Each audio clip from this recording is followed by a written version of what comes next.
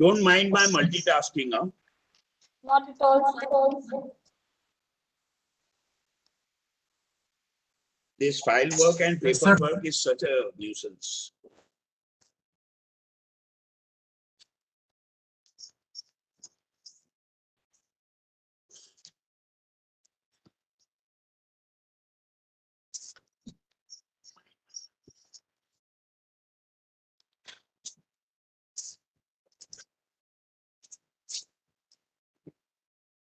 A very good afternoon to all of you who have joined us for this virtual session organized by the District Legal Services Authorities, East, Shahadra and Northeast in association with Anugrah NGO to observe the 15th World Elder Abuse Awareness Day.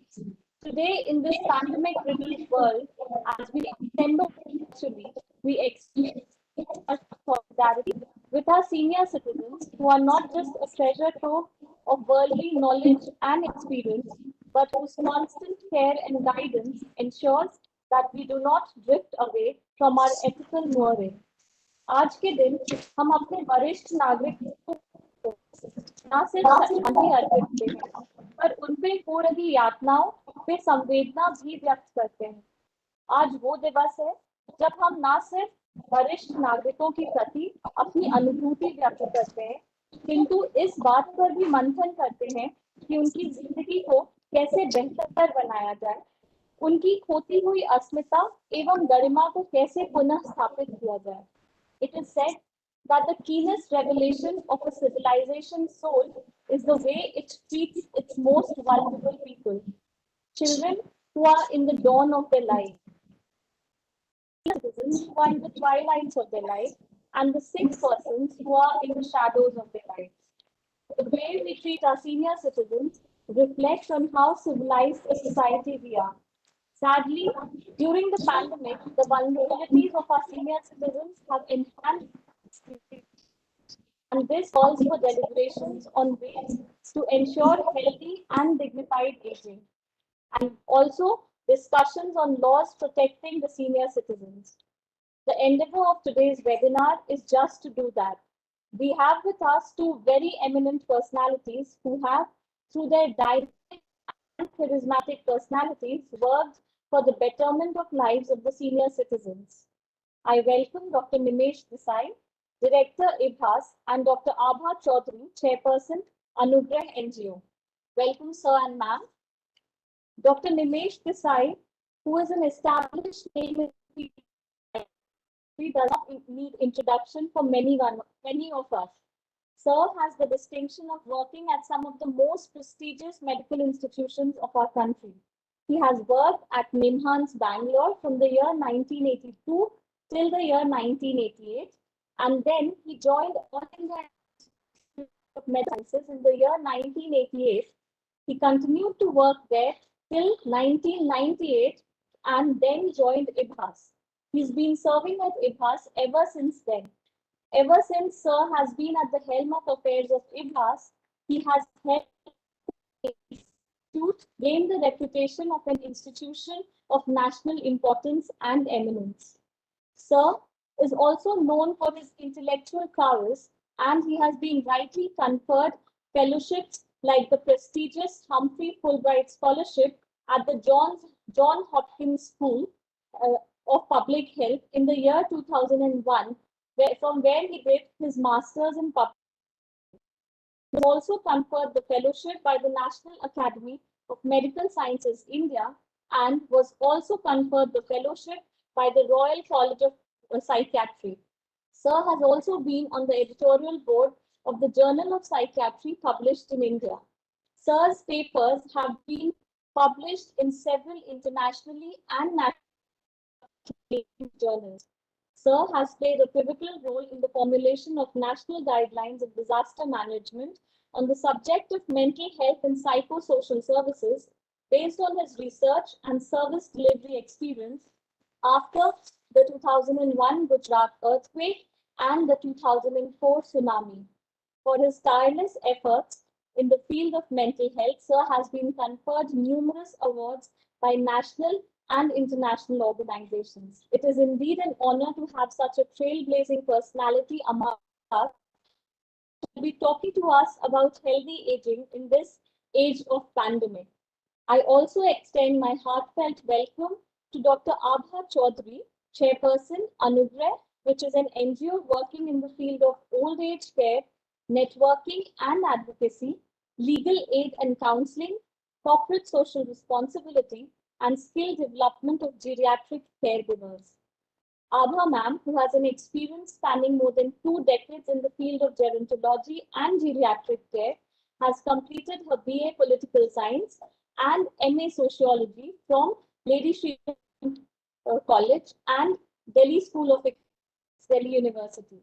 She has also done her PhD in Sociology on the subject Rural Aging and Intervention Strategies from the University, HBN University, Uttarakhand.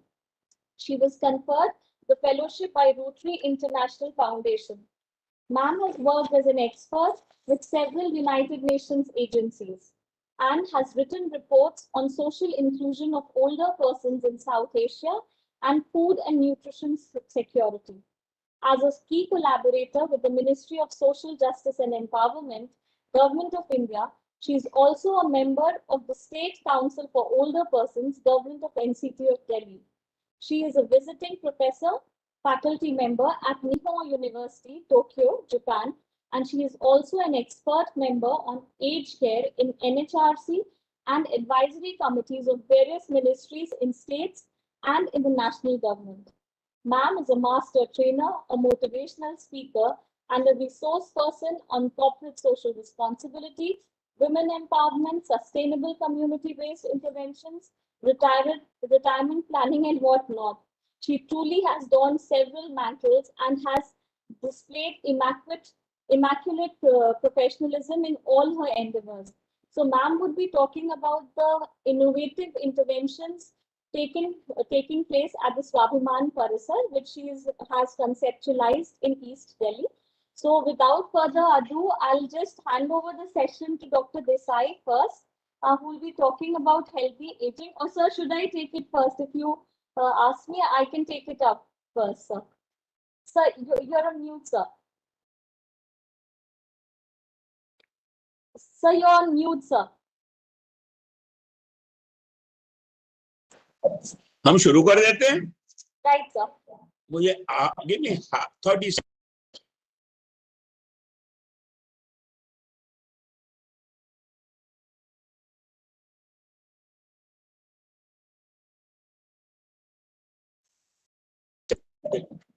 पदम को दे दो. Okay, good afternoon. पदम को दे दो, सब दिखा देगा. Good afternoon, everyone. Khaskar Dr. Abha and Madam Harshita ji, thank you so much for having me here. I'm going to straight away go to this cycle, but I'm very excited about now, and I know we need to finish by 4:45 before Dr. Abha needs to go, and so I'm very excited about the possible discussion we can have. Unfortunately, I do have some slides that I'm going to try and get to. I don't know if I can. Let me see. Sachin ji, देखो यार आप, मैं उस वक्त I think हो जाएगा. Share content.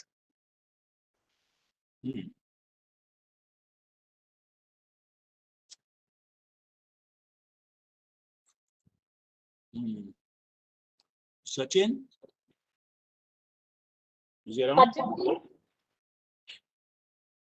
I can't. Will you operate the slide from there? I'll try and do it here from यहाँ से. एक मिनट देख लेते हैं, एक मिनट फिर भी. अगर if I can do it from here, it will be easier for me to move the slides.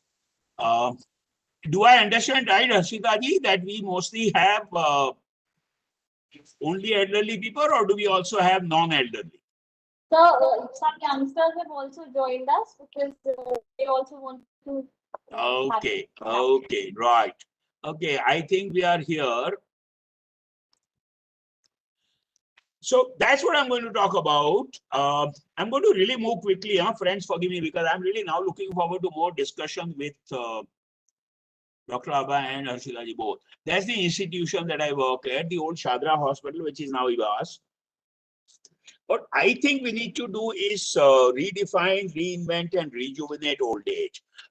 Partly also because I've been talking about this for now 15 or 20 years, if not more. But now I truly belong there. And so all the more reason that I'll say that with passion and involvement. The thing that I actually like in a sarcastic manner about the limitations of medicine and healthcare, especially medical doctors and their view is this. See, doctor is saying to the patient, you got a rare condition, got good health. Frankly, we are not sure how to treat it. The trouble with medical specialities is this, and I'm sure Abhay will agree wholeheartedly. So social sciences, behavioral sciences, whole lot of other disciplines like Dr. Abba's expertise and many others actually need to join healthcare service delivery with medical doctors. And so would the legal expertise be. Let me see. Right. Let's all recall, some of us will remember or many of us will recall, this has been a definition that's been oft repeated since 1974. Sir थोड़ा Hindi English mix करिए हमारे Thank you. Thanks. Thank you so much. थोड़ा सा Hindi English mix. Thank you, sir. Yes, thank you. 1974 में 1974 में विश्व स्वास्थ्य संगठन ने ये कहा था कि भाई श्वास की परिभाषा क्या हो, न सिर्फ कि बीमारी ना हो लेकिन पॉजिटिव स्टेट हो, एक सकारात्मक स्थिति हो शारीरिक, मानसिक और सामाजिक रूप में. और बाद में जोड़ा गया बहुत सारे लोगों की तरफ spiritual. My reservation about this definition, इस परिभाषा से मेरी जो डिस्कम्फर्ट रही है बहुत सालों से है, और वो सेकंड पार्ट से नहीं, मेरी फर्स्ट पार्ट से है. क्योंकि फर्स्ट पार्ट ये डिफाइन करता है कि अगर आपको हेल्दी रहना है और अपने आप को हेल्दी मानना है तो कोई भी बीमारी नहीं होनी चाहिए. एक भी अगर बीमारी है तो आप हेल्दी नहीं हुए. I will come back to that later. Illness and wellness को two side of the coin mutually contradictory समझा गया. मतलब कोई भी बीमारी हम में से किसी को है तो वो फिर हेल्दी नहीं रहा. I have serious objections to that increasing every year. बहुत सारी सोच हो सकती है. क्या हम प्रोडक्टिव एज की बात कर रहे हैं, सक्सेसफुल एजिंग की बात कर रहे हैं, active ageing, or should we focus on merely healthy aging? It depends on, to me it seems that this is something that each one will have to define for oneself. ये है example, अगर है तो नीचे देखिएगा, गौर करिएगा, अमिताभ और अमित अब. अगर हमारे संस्कृति में बेस्ट है तो ये एक एग्जाम्पल है हेल्दी, सक्सेसफुल, मीनिंगफुल एजिंग का. हुआ ये है कि जैसे जैसे लाइफ एक्सपेक्टेंसी बढ़ती जा रही है, जीवन काल लंबा होता जा रहा है, 2050 तक शायद ये बहुत बड़ा बर्डन हो जाएगा, हम समझ नहीं रहे. We are all very fond of saying कि अभी पॉपुलेशन पिरामिड में इंडिया को बहुत एडवांटेज है, क्योंकि हमारी बहुत सारी जनता अभी भी 25 से 35 के बीच में है या 35 से नीचे है. लेकिन ये पल जब ऊपर जाएगा 2050 या 55 तक, ये बहुत बड़ी मुश्किल होने वाली है. और क्या हम इसके लिए तैयार हैं? दूसरी बात यह है कि सोशल इकोनॉमिक डिवाइड जो है वो बहुत बढ़ता जा रहा है. अब उसमें जोड़ दीजिए digital divide, which I am going to come to in the context of this epidemic. Family और सोशल सपोर्ट सिस्टम जो हमारा ताना बाना परिवार का या मोहल्ले का या समाज का था, वो घटता जा रहा है, वो कम होता जा रहा है. हम पाश्चात्यकरण में और भूमंडलीकरण में अटके हुए हैं. We all want to be modern as societies. Value systems बदल रहे हैं. हायर एंड फायर पॉलिसी है.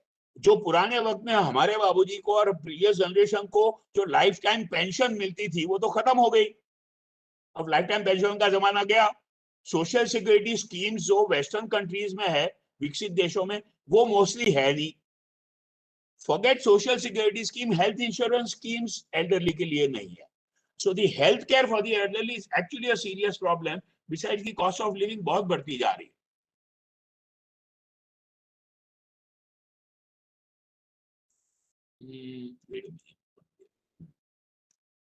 सबसे बड़ी बात ये गौर करें कि जो ट्रेडिशनल या मॉडर्न सोसाइटी की दो वर्गीकरण किया जाता है, उसमें हम कहीं ट्रांजिशनल सोसाइटीज में है. पुरानी जो हमारी स्ट्रेंथ थी वो और घटती जा रही है. फॉर्मल सिस्टम अभी तक हुए नहीं है. एक सिंपल सा एग्जांपल, वेस्टर्न डेवलप्ड सोसाइटीज में बाकी जो कुछ भी ना हो, परिवार के साथ बुजुर्ग लोग न रह रहे हो, एटलीस्ट एल्डरली हो, basic needs are well looked after even if they are emotionally deprived. यहाँ पे जो स्थिति होती है खासकर आर्थिक रूप से निम्न या निम्न मध्यम वर्ग के बुजुर्गों की, दी साइज ऑफ द प्रॉब्लम, जैसे मैंने कहा हमारे बुजुर्गावस्था की बहुत बढ़ती जा रहा है, हम इसको पूरी तरह अभी भी नहीं समझ रहे हैं। जरूरत है केयर सिस्टम बुजुर्गों के लिए बनाने की, और खासकर जो दिव्यांग जन है या जो शारीरिक रूप से मानसिक रूप से बहुत ही परेशान है या बीमार है। I don't think we are adequately prepared, और जब तक समाज नहीं तैयार होता है हमें अपने आप को तैयार करना होगा। I love this cartoon about transitional societies. As a समाज हम ये बड़ी दुविधा में जी रहे हैं कि हमें मॉडर्न होना है या ट्रेडिशनल रहना है।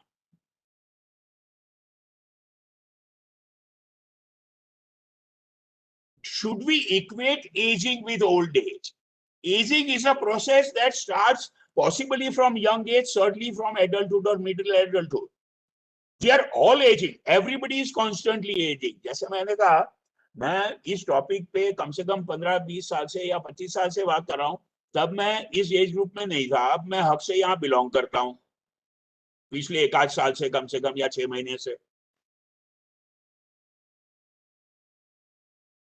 और इस शायद पाश्चात्य देशों ने, विश्व स्वास्थ्य संगठन ने, बहुत सारी एजेंसी से बहुत पहले ये मान लिया। मुझे लगता है मानसिक रूप से बड़ा सांत्वन देने वाली चीज है। It's a very satisfying reassuring classification besides practical and policy implications कि भाई 65 से 75 को ओल्ड नहीं कहोगे, यंग ओल्ड कहोगे। 75 से 85 को नॉट सो ओल्ड कहोगे, 85 से ऊपर के ओल्ड कहोगे। But it does have a lot of practical implications. थोड़ी मनोविज्ञान की बात करें तो कोपिंग के हिसाब से दो मेजर थियरीज हैं भाई। या तो हम एक्टिव रहें, you'll see a lot of elderly people here around you in different age groups, 75, 85, 88, who are actively involved physically and psychologically and socially in the family, in the neighborhood. The other is to begin to disengage, virakti ki bhavna. Should we, as we age, begin to develop detachment and disengage ourselves from what we do? To me, it seems that we need to really, especially in our transitional societies, help each person and as a major pattern, have a selective good mix of both as it suits the situation of that person and that family. दूसरे तरीके से देखें तो ये 4 adaptation styles describe की गई हैं। Integrated हो या अनइंटीग्रेटेड हो, डिपेंडेंट हो, पैसिव डिपेंडेंट हो या फिर डिफेंसिव हो। दूसरी तरफ से देखें मास्लोज हायरार्की जो है, आई होप, मुझे उम्मीद है सबको ध्यान हो, मैं इसको रिपीट नहीं कर रहा हूं, लेकिन अगर बेस में देखा जाए कि सबसे पहले फिजिकल नीड्स भूख की और वो सेटिस्फाई हो, फिर सेफ्टी नीड्स सेटिस्फाई हो, फिर बिलोंगिंगनेस नीड्स सेटिस्फाई हो, फिर इमोशनल नीड्स हो, फिर हम सेल्फ एक्चुअलाइजेशन नीड्स पे जा सके। मेरा एक पक्का मानना है कि Maslow's hierarchy is again predominantly western based. क्या जरूरी है कि हमारी पहले या दूसरे तबके की सारी जरूरतें पूरी हो तभी हम हायर ऑर्डर नीड्स कर सकते हैं, इमोशनल नीड्स या spiritual? I certainly don't think so. India and South Asia, at least, are a great example of how a lot of individuals and groups of elderly and society at large actually can meet the higher needs even with limited or very compromised basic needs. तो ये हमारी strength है जो शायद हम transition phase में खो देंगे, रिलीजियस हो, कल्चरल हो, स्पिरिचुअल हो। I hope you have understood this, so I won't repeat that. दूसरी तरफ एक पोस्ट फ्रॉइडियन जो थियरिस्ट है, Erik Erikson, unlike Freud and a lot of people after Freud who said that psychosexual development or psychological development or personality development stops at 5 or at best at 18, Erik Erikson का ये theory है कि भैया 8 stages हैं life में, and your development और personality और growth of the personality continues to happen. मैं ज्यादा फोकस करूंगा अभी for this discussion only the 7th and the 8th stage, जो एडल्टहुड है, फॉरगिव मी, पहले 6 स्टेजेस ये हैं, इस पे थोड़ा गौर कर लें अगर हम में से कुछ को इंटरेस्ट हो। हम व्यक्तिगत रूप से, निजी रूप में साइकोलॉजिकली कितने ट्रस्टिंग या मिसट्रस्टिंग है, ये एरिक्सन के कहने में बहुत पहले सेटल हो जाता है। हम कितना ऑटोनोमस या शेम बेस्ड है वो हो जाता है, इनिशिएटिव गिल्ट है। लेकिन सबसे इंपॉर्टेंट है शायद identity and confusion in that adolescent period and the early adulthood period, intimacy versus isolation. But the stage 7, the entire long adult life in Erickson's theory is generativity or stagnation. क्या आपने उन 30-35 सालों में कुछ सकारात्मक कार्य किए, कुछ कर्म किए जो आपको नेक्स्ट फेज के लिए तैयार कर सके? It's this stage that prepares you for the stage after 65. It's understandable कि एडल्ट स्टेज में और एल्डरली में हमारे साइकियाट्री के मेंटल हेल्थ के क्लाइंट्स बहुत सारे ऐसे हैं जो अलग अलग कारणों से इस स्टेज को अच्छे से नहीं कर पाते हैं और इसलिए तकलीफ में आ जाते हैं। The generativity that Erikson spoke about, different people have looked at also in different ways. Are you talking about self or are you talking about being community based? और अगेन हमारे समाज में बहुत इंपॉर्टेंट है, जो बेसिक बुनियादी फर्क है पाश्चात्य संस्कृति में और हमारी संस्कृति में, कलेक्टिविज्म वर्सेस इंडिविजुअलिज्म, ये जरा गौर करें। But the most important is the stage 8 after 65 of integrity versus despair. Now Erikson का ये कहना था, अगेन मेरी राय में पाश्चात्य संस्कृति पर, कि भाई आप 65 के बाद कितने ठीक फील करोगे वो डिपेंड करता है आपने पहले स्टेजेस में कितना अच्छा काम किया है। मेरा ये कहना है कि that's not necessarily true. It depends on how you look at your life. Nobody's life is perfect. Nobody achieves or does everything that he or she has thought of. क्या लेट स्टेज में भी जाके उसको 45-50 पे modify किया जा सकता है? क्या सोच बदली जा सकती है? क्या संस्कृति के मुताबिक ये फर्क हो सकता है? बहुत सारे व्यक्ति ऐसे हो जिन्होंने शायद पाश्चात्य मॉडल में देखें तो कोई बहुत बड़ा काम नहीं किया, लेकिन अपने परिवार के लिए, अपने अड़ोस पड़ोस के लिए एडल्ट एज में और खासकर ओल्ड एज में बहुत ही सकारात्मक रोल निभा रहे हो। उसको और गहराई से देखिए, हमारे जो 4 आश्रम डिस्क्राइब किए गए थे, ब्रह्मचर्य टू गृहस्थ टू वानप्रस्थ टू संन्यास, 60 के बाद या 75 के बाद, अब काफी हद तक पीरियड का विवाद हो सकता है, लेकिन मुझे लगता है अभी भी हमें ये काफी हद तक समझ के याद रखना अच्छा है। The other way of still looking at it is, क्या हम बुजुर्गावस्था को सिर्फ एक आउटकम के रूप में देखेंगे कि मैंने 40, 50, 60 साल कैसे बिताए, उसके मुताबिक मेरा ओल्ड एज गुजरेगा? So that would mean that my old age status will depend mostly on what did I do during life. Conversely, and I quite subscribe to the second viewpoint, is it possible that regardless of how I spent my life in different ways, is it possible for me to adapt meaningfully to old age, physically, cognitively, emotionally, and if possible, interpersonally? Can we minimize the losses as we saw and maximize the gains? मैं ये सच में मानता हूं कि जो ageing as outcome की सोच है वो एस्पिरेशनल है, कि मैंने यंग एज में और वयस्क स्थिति में सब कुछ कर लिया तो अब मेरा हक हो गया कि मैं आराम से जिंदगी बिताऊंगा ओल्ड एज में। Whereas aging as an adaptation is actually a need, and again it matters a lot to me, it seems, as a society, in our society, especially for the middle class, lower middle class, and the marginalized population. Socioeconomically disadvantaged people actually need a lot more of this model. The topic for which Harshita ji, I think, with Dr. Abha today has thought of on the day of prevention of elderly abuse is here. जो वयस्क या किशोर समाज है, adolescent, young adult, and adult parts of the society often tend to fall prey to ageism. discrimination based on age, denying rights or appropriate services, sometimes active denial of rights, including exploitation and abuse or worse. And so that's the theme that I appreciate how these two ladies have actually brought this up. Let's talk about another health issue, especially from the viewpoint of brain and mind and healthy aging, that occurs to me again for a long time. Believe you, मैं कम से कम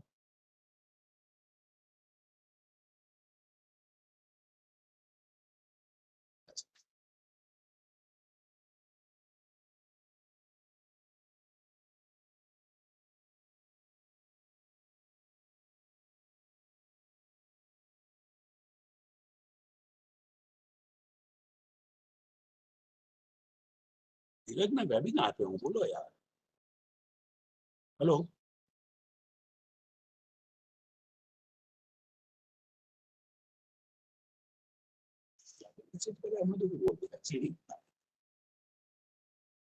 जो old age में 3 डीज होते हैं, ये बड़ा गड़बड़ है।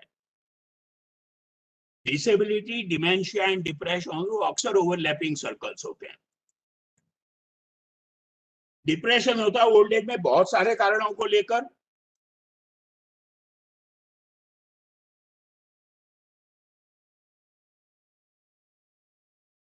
या तो पहले से जो डिप्रेसिव यूनिपोलर या बाइपोलर डिसऑर्डर है वो हो, जो ब्रेन की बीमारियां हो जाती है बुजुर्गावस्था में, डिमेंशिया या पार्किंसंस, उनसे एसोसिएटेड डिप्रेशन हो शारीरिक विकलांग स्थिति के कारण, या हालात से संबंधित सामाजिक या मानसिक कारणों से डिप्रेशन हो। तो ये जरा गौर करें, हमें ये सब ध्यान रखना पड़ेगा।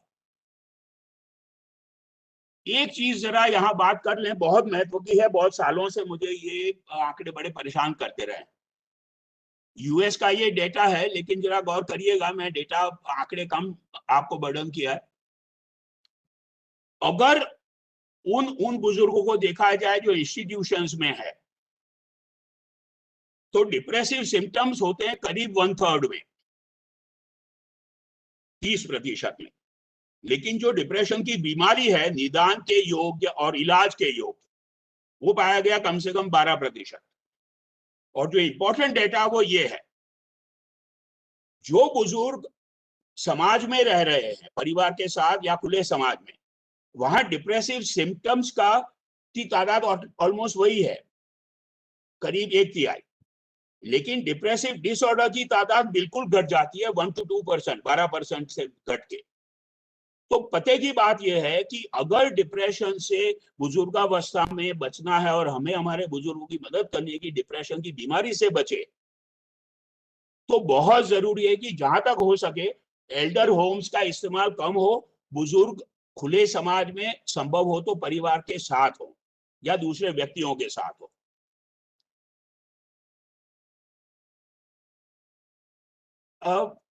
Very briefly, the gender angle of depression also in old age cannot be overlooked.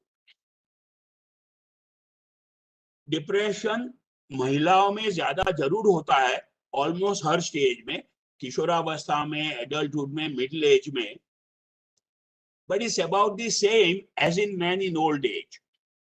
तो वो जो महिलाओं का बोझ है डिप्रेशन का यंग एज का, वो ओल्ड एज में, गुड और bad, it becomes about the same.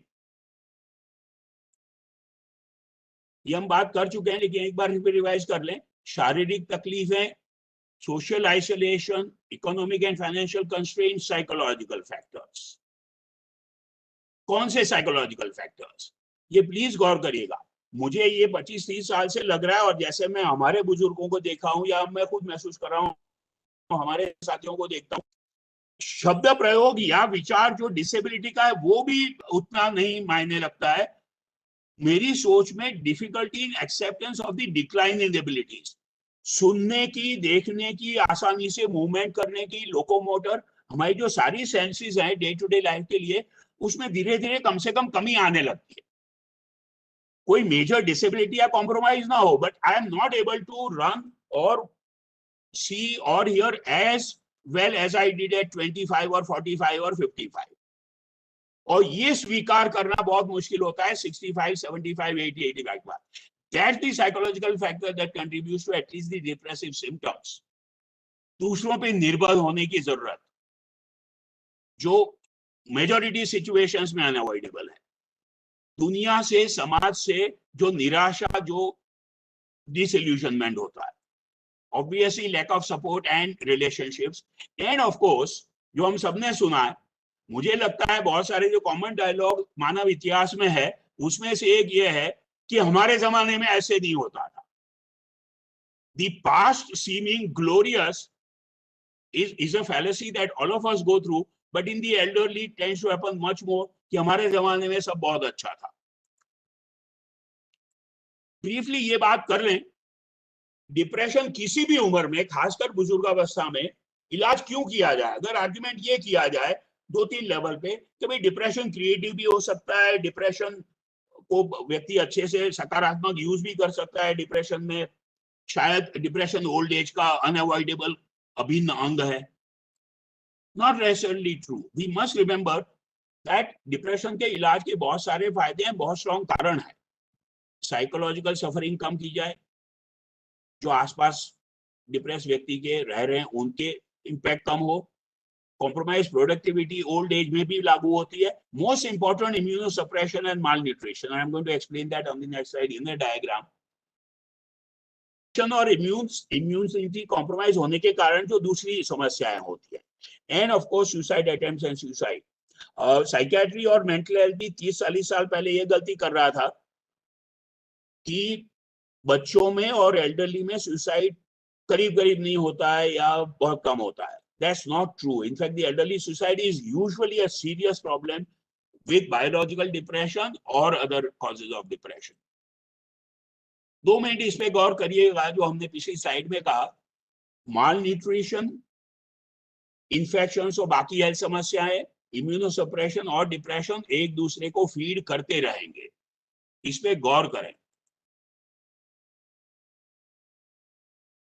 The treatment strategies for depression in the elderly, symptoms or more importantly the syndrome of depression will have to be, पहली बात तो अगर decreasing ability है या कुछ genuinely विकलांग या दिव्यांग स्थिति है तो उसको सुनने की, देखने की, आसानी से मूव करने की क्षमता को जितना बढ़ा सके करेक्शन करके टेक्नोलॉजी से भी। Treatment of the associated physical condition, जो उस चीज को आर्थराइटिस है, कैटरेक्ट है, हियरिंग डिफिकल्टीज है, social and environmental interventions, most important support groups. अब हम सब देखते हैं न सिर्फ फिल्मों में और टेलीविजन में लेकिन रियल लाइफ में, every morning or especially weekend mornings when you see those elderly groups in the park, that's a great sign. Difficulty ये है कि not too many people in terms of percentage still get that benefit. अगर जरूरत हो individual supportive counselling हो, psychotherapy हो, अगर जरूरत हो तभी कुछ केसेस में मेडिकेशन से।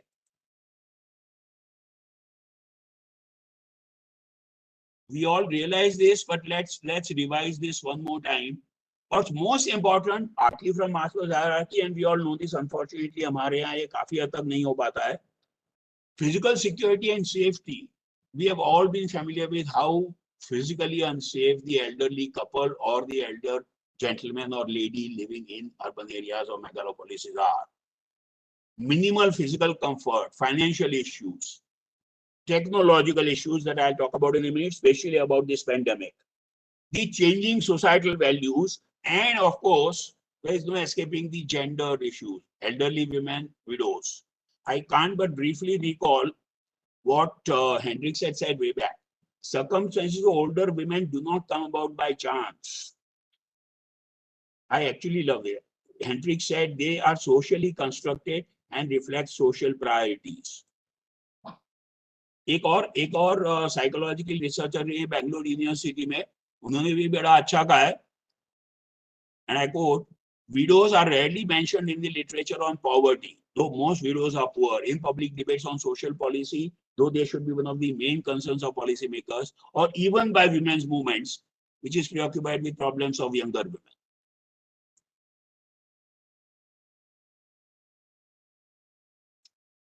Some questions. Does modern technology help? Assistive devices for disability correction? I am convinced yes, it can help. digital technology or all the technology that we are now used to?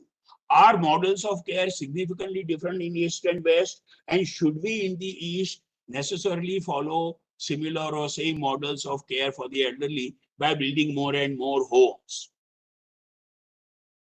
Can there be models of healthy aging?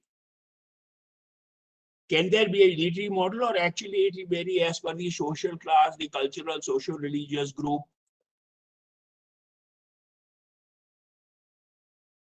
Can a model and can various models of healthy aging be adopted? I was convinced 30 or 35 years ago, and now I'm only more convinced. To come back to that definition, बीमारी अगर हो तो आप उसको healthy कह ही नहीं सकते. I by now very strongly object to this stem of the definition.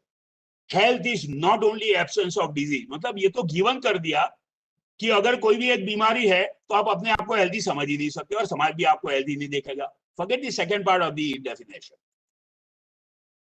Let me come to, wait, I think there is something that missed.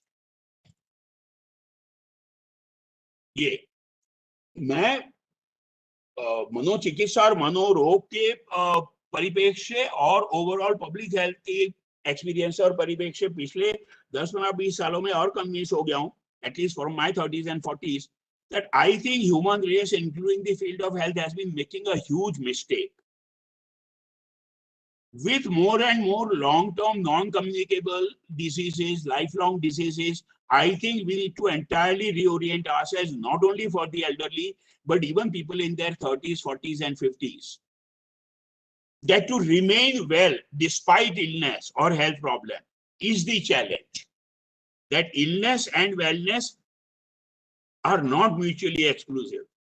बीमारी हो या व्यक्ति बीमार हो, उसके साथ भी वो स्वस्थ रहे, हेल्दी एजिंग में हो या हेल्दी एडल्ट हो, ये समझना, ये समाज की सोच में बनाना बहुत जरूरी है. So I really think that the 74 definition of health very inadvertently, बहुत अनजाने में, बहुत अच्छे इरादे से उस वक्त में जो बनाई गई, उसको सीरियसली अब रिव्यू करना जरूरी है. I'll skip that now, and I'm almost going to come to the end. Let me briefly say what I've understood very briefly about elder persons in this pandemic period. Initially, unfortunately, बहुत focus हुआ कि elderly सिर्फ infect होते हैं, elderly में mortality ज्यादा है. That led to not only a lot of fear and apprehension, but also stigma and possible neglect by a lot of levels. Social isolation only contributed to it. Technology उन बुजुर्गों को है नहीं, mobile कैसे use होगा, web पे order कैसे होगा खाने का. Today's world unfortunately requires a lot of tech skills for daily life. And so if there is one gentleman or lady or a couple living by themselves in the first lockdown and in the second wave, or even in the period in between, there was lot of gap that got created. And of course, their multiple medical and health needs were never met with. Over this 1 year, it seems to me, and I'd like to look at it positively, वो थोड़ा stabilise हुआ है. Meaningful role बुजुर्गों का जो हमारे समाज में पहले भी हम मानते रहे हैं, जैसे हर्षिता जी ने शुरू में कहा, वो शायद हुआ है. लेकिन अभी भी मुझे लगता है पोस्ट कोविड फेज में थर्ड या फोर्थ वेव आए या ना आए, तो पोस्ट कोविड फेज में हमारे पास 2021 में, 21 में, 22 में, 23 में हर स्तर पे बहुत काम करना बाकी है कि एल्डरली की हम मीनिंगफुल रोल आइडेंटिफाई कर सकें to help them age meaningfully and in an healthy manner. क्या किया जाए? Help the elderly accept the reality, one of aging and more importantly the pandemic with all its effects. Help the elderly stay connected with people, retain a positive outlook. Help them in providing assistance and help to those around. Family में, मोहल्ले में, सामाजिक स्तर पे, CGHS societies में, the elderly can be hugely useful. Help them follow their own old hobbies or develop new hobbies. Help them reminisce good memories. Help them introspect and reflect with satisfaction. And most importantly, help them understand that consider yourself lucky as compared to many who have left. I got this message one morning on my WhatsApp, and I can't help sharing that. I thought this was, sorry, I'm going to come to the next one. I missed that.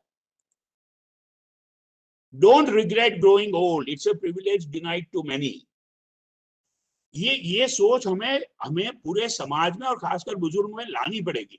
I do want to say that अक्सर कहा जाता है healthy mind for healthy aging. For me, not only because I am a psychiatrist, but as a citizen, as a person, to me it seems that healthy mind is healthy aging, and I must emphasize, healthy aging on basis of a healthy mind doesn't start at 60 or 65. It should start when you're 25 or 30 or 35 or 40. अगर आपका मन और दिल सकारात्मक और स्वस्थ है तो healthy aging संभव है. I'm going to stop there, Harshita. Thank you so much.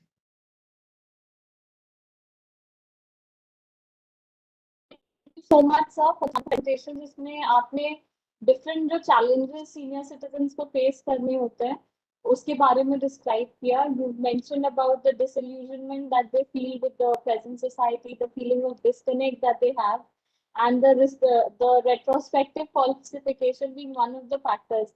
That I think is a very important thing. बहुत बार ये होता है कि they tend to glorify the past, हमेशा past को recall करते हैं instead of enjoying the present.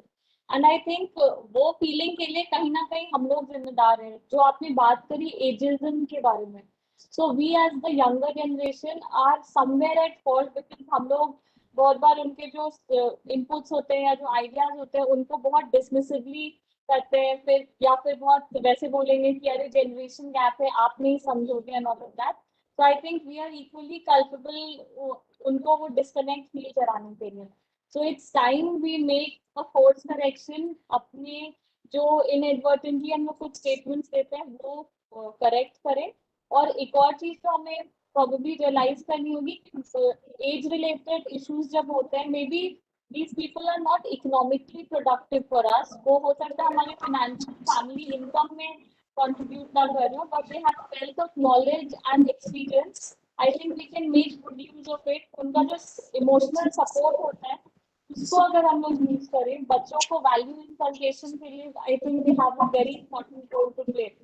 I mean, my grandparents brought me up. Like my parents were in a transitional job, and I think without my grandparents' inputs, I would not have done anything in life. I think they made most of the sacrifices. Like even my parents could not. They sacrificed in their years post retirement just to focus on my education.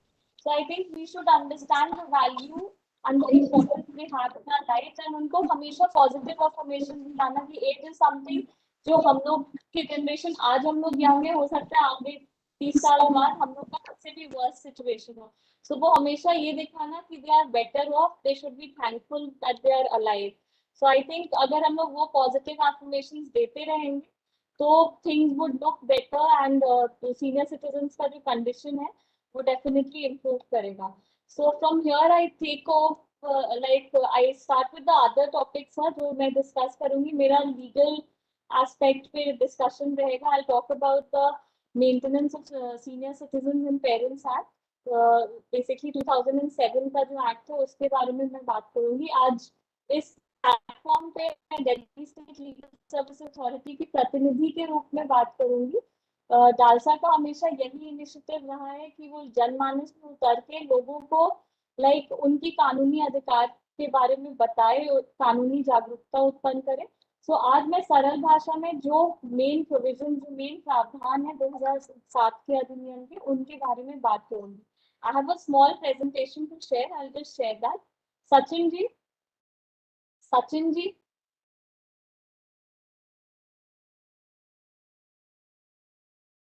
Sachin ji share करना है मुझे presentation.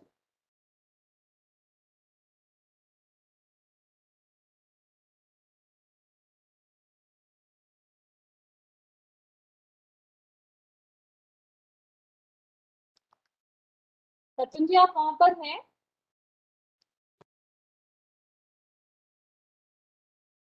Give me a minute, sir.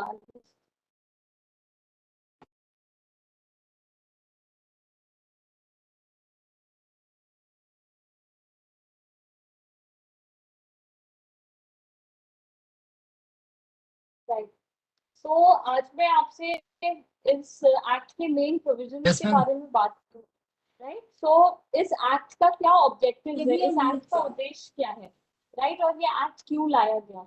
सो अगर हम देखें तो article 41 जो हमारे constitution का है वो directive principles of state policy के बारे में बात करता है, और एक जो directive principles of state policy है वो हमारे वरिष्ठ नागरिकों के वेलफेयर, जन कल्याण के बारे में बात करता है, राइट। सो उस जो डायरेक्टिव प्रिंसिपल्स को ध्यान में रखते हुए ये एक्ट लाया गया कि हम लोग सीनियर सिटीजन्स के इश्यूज को रिजॉल्व कर पाए। यहाँ पे एज पर दिस एक्ट हमें एक ऐसा अप्रोप्रिएट मैकेनिज्म एस्टैब्लिश करना है जो वरिष्ठ नागरिक है उनके कल्याणकारी जो कार्य होते हैं उस पे फोकस करे, उनके लिए इनिशिएटिव्स डेवलप करे। उसके अलावा जो स्वास्थ्य और चिकित्सा की जो फैसिलिटीज है वो बेहतर प्रोवाइड की जाए हमारे वरिष्ठ नागरिकों को। उसके अलावा उनकी जो संपत्ति है और जो मूवेबल या इमूवेबल प्रॉपर्टी हो उसको प्रॉपर तरीके से कैसे प्रोटेक्ट किया जाए उसके बारे में कुछ प्रोविजंस इनैक्ट किए हैं। और एक जो special purpose of this act है वो ये है कि हर डिस्ट्रिक्ट में कुछ ओल्ड एज होम्स जो वृद्धाश्रम हुए उनकी स्थापना की जाए, राइट। सो अब देखना है कि इस एक्ट के अंदर कौन कौन बेनिफिशियरीज है, कौन लोग इस एक्ट के अंदर पेटिशन फाइल कर सकते हैं या एप्लीकेशन फाइल कर सकते हैं फॉर मेंटेनेंस।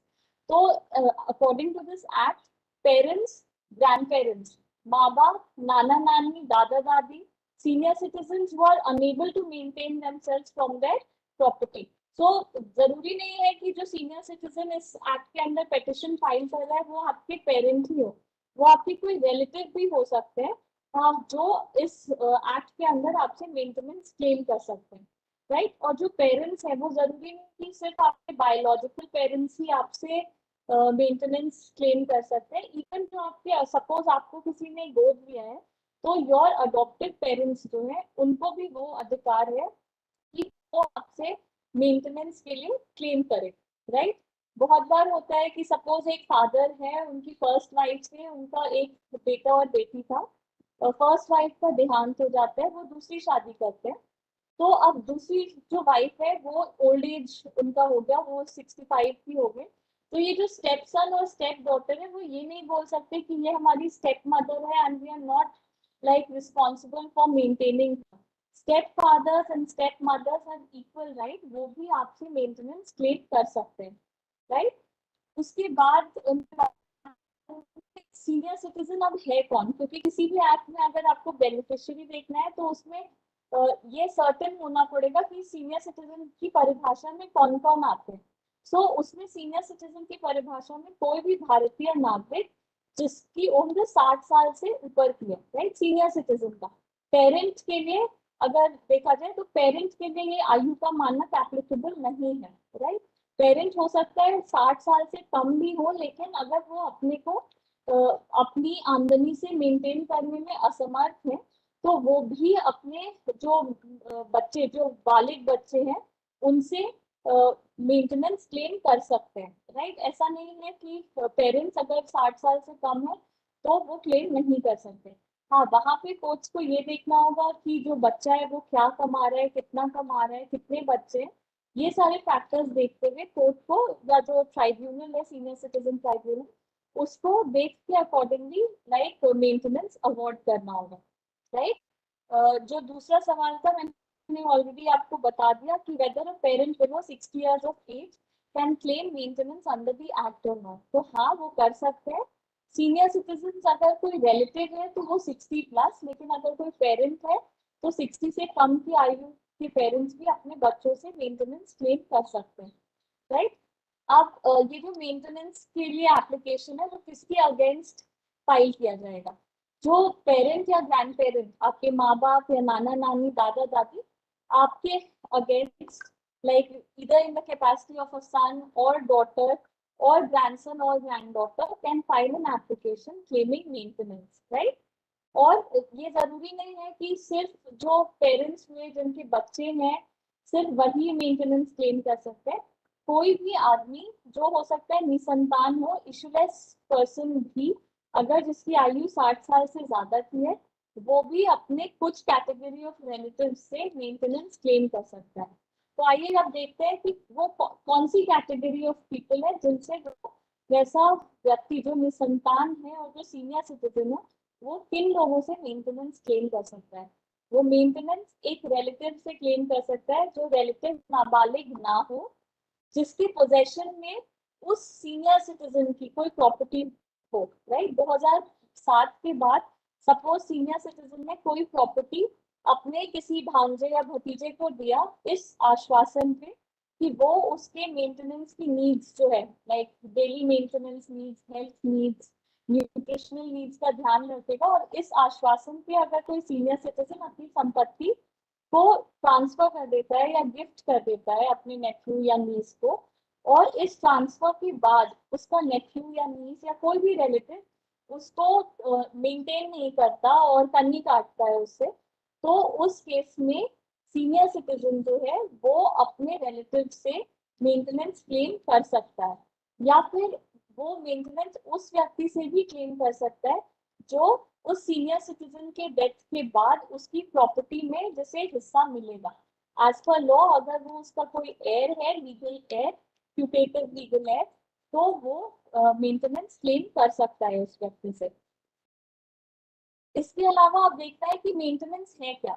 मेंटेनेंस ऐसा नहीं है कि सिर्फ जो बेसिक सर्वाइवल है उसके लिए अगर आपको कुछ खर्चा दे दिया गया हो तो सिर्फ वो मेंटेनेंस नहीं है। मेंटेनेंस में फूड, क्लोथिंग, रेसिडेंस और medical attendance and medical treatment, इन चारों हेडिंग्स के अंदर जो भी खर्चा एक सीनियर सिटीजन के ऊपर होता है वो सब कुछ मेंटेनेंस के दायरे में आता है। राइट, सो से रिलेटेड अगर कुछ है या उसके भरण पोषण से रिलेटेड है या उसके कपड़े से रिलेटेड है तो वो सारी चीजें मेंटेनेंस के अंदर काउंट होंगी। राइट, अब ये बहुत जानना महत्वपूर्ण है कि अगर मेंटेनेंस के अधिकार तो आपको दे दिया गया, लेकिन अगर आपको इस बात की जानकारी नहीं है कि आप इस एप्लीकेशन को कहाँ फाइल करोगे तो ये अधिकार कोई किसी भी यूज का नहीं है। तो ये जानना बहुत जरूरी है कि इस एक्ट के अंदर अगर कोई भी एप्लीकेशन आपको फाइल करना है तो वो आप एप्लीकेशन एक स्पेशल अधिकरण सेटअप किया गया है, जो स्पेशल ट्राइब्यूनल है, तो वो सेटअप किया गया है सीनियर सिटीजन्स के लिए। और उसमें जो उसके हेड होते हैं वो जनरली सब डिविजनल मैजिस्ट्रेट जो होते हैं, ही इज द हेड। उनके समक्ष आपको एक एप्लीकेशन मेंशन करना होगा स्टेटिंग द फैक्ट्स कि आपकी उम्र ये है, आप भारतीय नागरिक हैं, आप अपने आमदनी से अपने को मेंटेन करने में असमर्थ हैं, आपके इतने बच्चे हैं और आप अपने इन बच्चों से मेंटेनेंस चाहते हो। ये सारे डिटेल्स लिख के आप एसडीएम कोर्ट में एप्लीकेशन मूव करोगे। उस एप्लीकेशन के बाद जो एसडीएम है वो जो आपके बच्चे या जो रिलेटिव जिसके अगेंस्ट आपने एप्लीकेशन फाइल किया है उसको नोटिस इशू करेगा। तो दोनों पार्टीज को सुन के एविडेंस गैदर करके फिर वो एक ऑर्डर पारित करेगा मेंटेनेंस से related. I will come to that in the subsequent slide. Right, तो ये भी जानना जरूरी है कि अब किस ट्राइब्यूनल के सामने आप ये एप्लीकेशन लगाओगे। ऐसा तो है नहीं कि आप दिल्ली में रह रहे हो और आप कोचिन में जाके आप कोई मेंटेनेंस एप्लीकेशन लगा रहे हो। वहां पे ज्यूरिसडिक्शन के बारे में जानना बहुत जरूरी है कि कौन सी जगह वैसी होगी जहाँ पे आप एप्लीकेशन मूव कर सकते हो। तो एज पर दिस 2007 एक्ट 3 जगहों का ऑप्शन दिया गया है किसी भी वरिष्ठ नागरिक को या किसी भी पेरेंट को जहाँ पे वो एप्लीकेशन मूव कर सकते हैं। वो कौन सी 3 जगह है?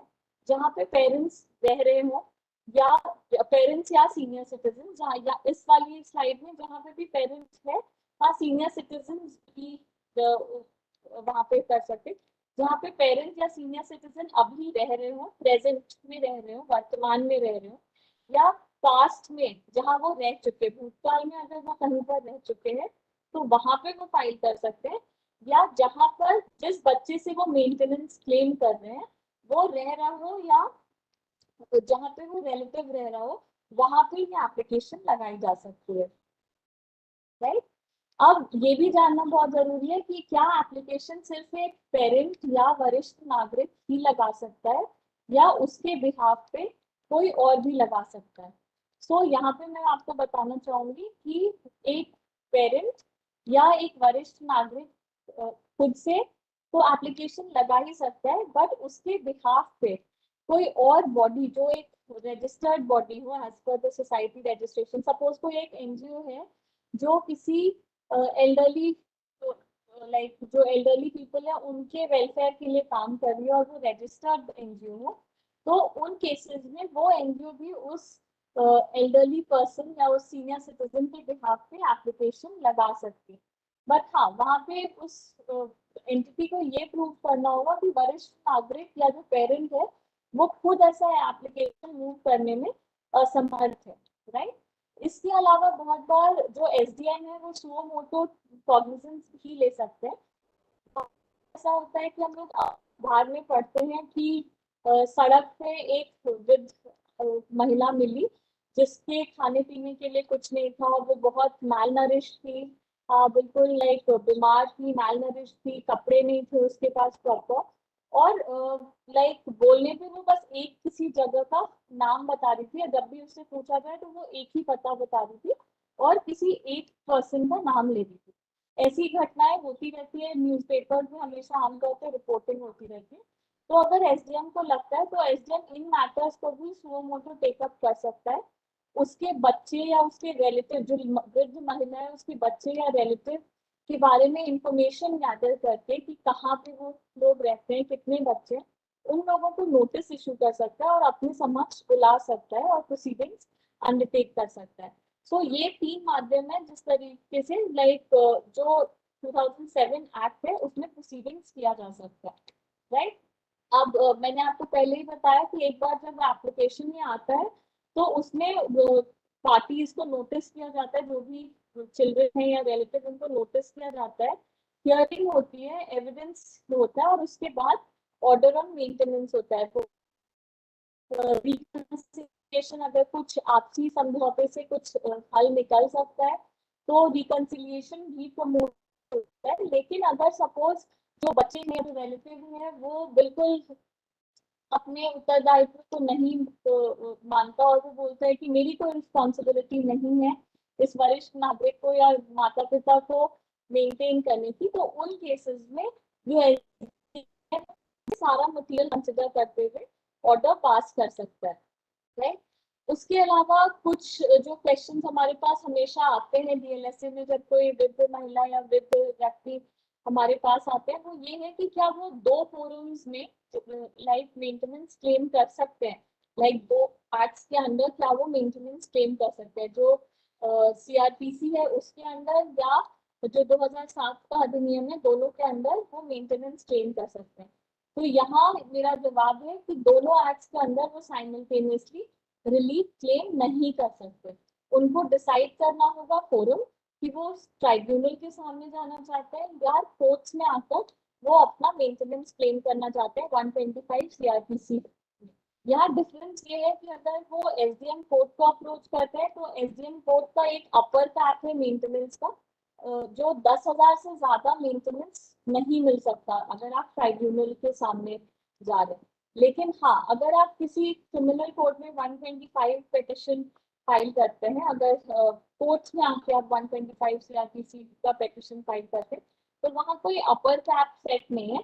वहां पर आपको लाइक कोर्ट जब डिसाइड करेगी कि कितना मेंटेनेंस देना है तो कोर्ट बच्चों के स्टैंडर्ड ऑफ लिविंग को गेज करेगी और जो पेरेंट या जो सीनियर सिटीजन है उसके स्टैंडर्ड ऑफ लिविंग को गेज करेगी। उसके जो मेडिकल नीड्स, न्यूट्रिशनल नीड्स हुए या फिर क्लोथिंग रिक्वायरमेंट्स हुए, वो सबको एक साथ कंसिडर करते हुए वो क्वांटम फिक्स करेगी। वहां पे 10,000 का कोई सीलिंग नहीं है।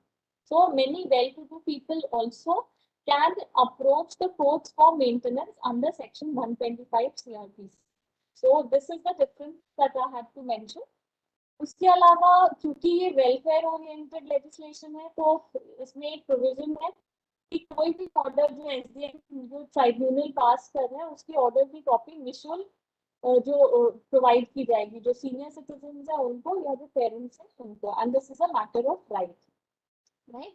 और अगर सपोज कोई person despite the order for payment, अगर मेंटेनेंस का ऑर्डर हो गया और उसके बाद भी पे नहीं करता है तो it will be considered as something akin to breach of an order under section 125 CRPC.